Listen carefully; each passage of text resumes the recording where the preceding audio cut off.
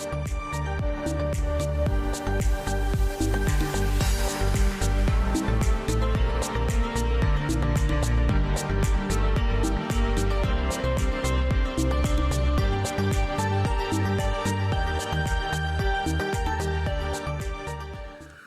is up, everybody? It is your boy Bo back with another video, 2 videos in one night. And this video is going to be all about different coils and what they're used for, or at least what I use them for.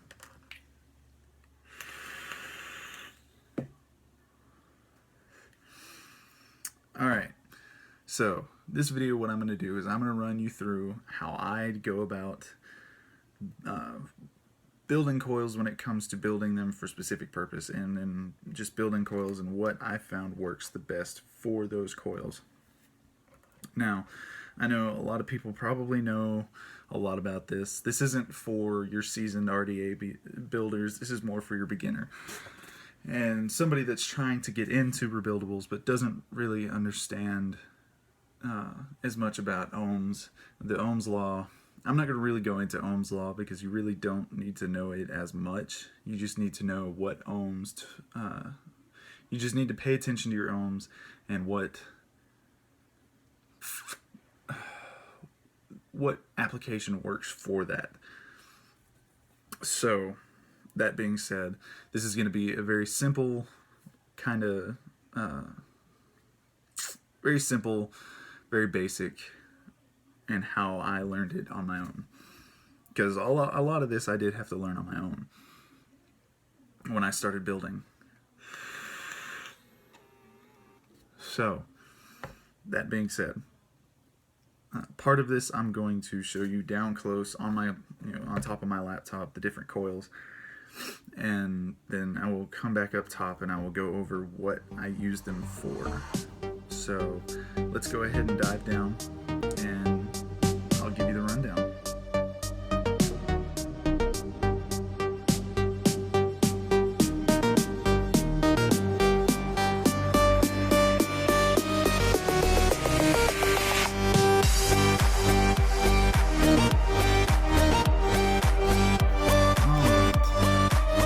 So this is going to be a video of the different coils that I use personally and the different setups you can use them in. So the first one I'm going to go over is my series build and what I normally use in my Noisy Cricket. And by the way, these builds work for most RDAs and most rebuildables, anything that you can put coils in, RTAs, RDTAs. You just have to make sure that the sizes, meet the parameters of your device. So like with this velocity, I can fit almost anything in here.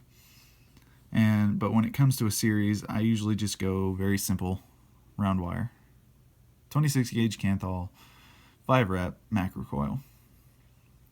Now, if you don't know what constitutes a macro coil or a micro coil, it's basically the size of the bit that you use to wrap your wraps. So like this, I'm not entirely sure, but I used a pretty thick screwdriver to wrap these. It's a good size. I know it's kind of bent, but I really don't care. It gets good wraps.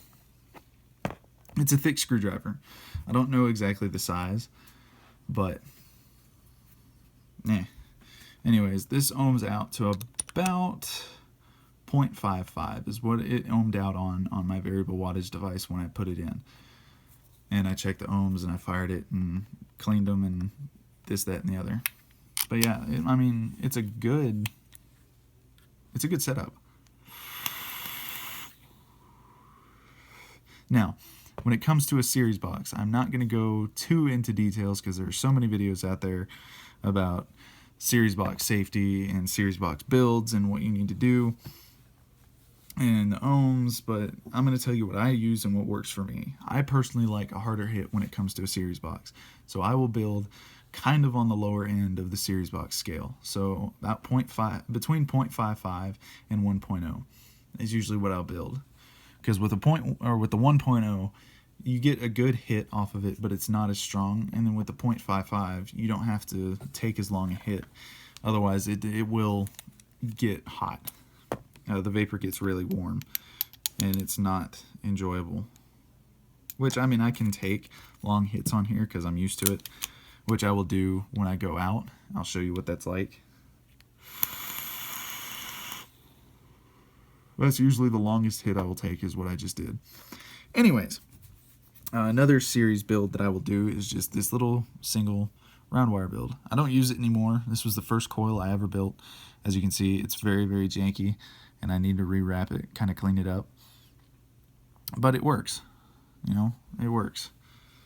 So, moving on, what I normally use when it comes to variable voltage, variable wattage devices are these little Caterpillar Claptons. They are 32 gauge stainless steel wrapped around 3 strands of 32 gauge Kanthal. It took me 4 hours to perfect this and get it right, and once I did, I made as many as I could with what I had, with what I had left. And this is basically all I had left, except I had one more coil in here. I made 5. I made 2 sets of dual coils, which I only have 1 set of dual coils left. I have 1 from my dual coil left, and then I have this single coil here, which I actually just took out, as you can tell, because it's really dirty. But I need to rewrap these here because they're kind of janky too. Together, the dual coils come out to about 0.22 ohms, and I'll run them anywhere between 65 and 90 watts, which is that's the sweet spot for these. Now, the last set of coils that I have here in front of me left is these twisted 26 gauge wire. I have 1 macro coil, and I had 2 micros, but I lost one of them as well. This one ohms out at about somewhere between 0.3 and 0.36. I can't remember exactly. It's been a while since I've used it on my RDA. And then these ohmed out at about 0.3 and 0.25. This one I will run anywhere between 55 and 75 watts. And then these two I would run anywhere between 60 and 80. Was the best. So that's about it. I'll take you back out, and I'm going to go over briefly my take on series boxes and how I go about using them, and then just some building tips and whatnot. So I will see you guys back out front.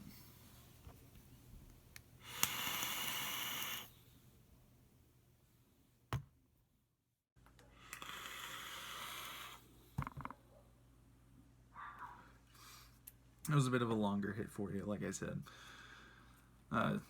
Now, I know I said I was going to go into the difference between variable voltage and unregulated devices and series box and stuff like that, but this video is going to take way too long, so I'm not going to do that.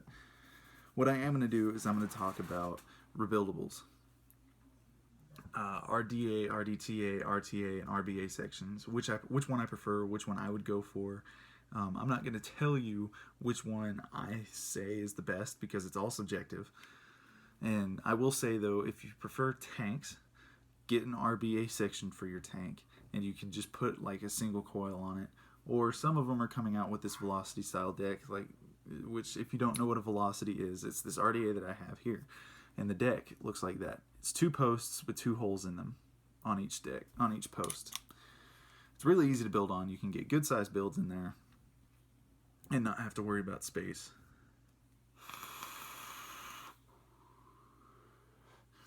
But if you're an RDA nut like I am, and you want to go for a tank style and don't want to drip all the time, I would suggest going for an RDTA, or rebuildable dripping tank atomizer. But if you haven't gotten into rebuildables yet, and you have a sub-ohm tank, but you want to get into actually rebuilding, I would suggest going for an RTA, a rebuildable tank atomizer, which is still going to be that sub-ohm tank platform, except it has a dedicated RDA base that you can rebuild in, but it's still a tank. So you don't have to worry about dripping all the time. You just have to worry about where your wicks are and filling it up from time to time. which I find I prefer those over tanks personally, because I don't like I'm not a big fan of pre-made coils because they're not always up to my specs or my terms, so to speak. I like being under control of what coil it is, whether it's for flavor or not, whether it's for clouds, the wicks. I like being in control of all of that. That's why I like rebuildables so much, is because I can determine what kind of vape I'm going to get and what I prefer.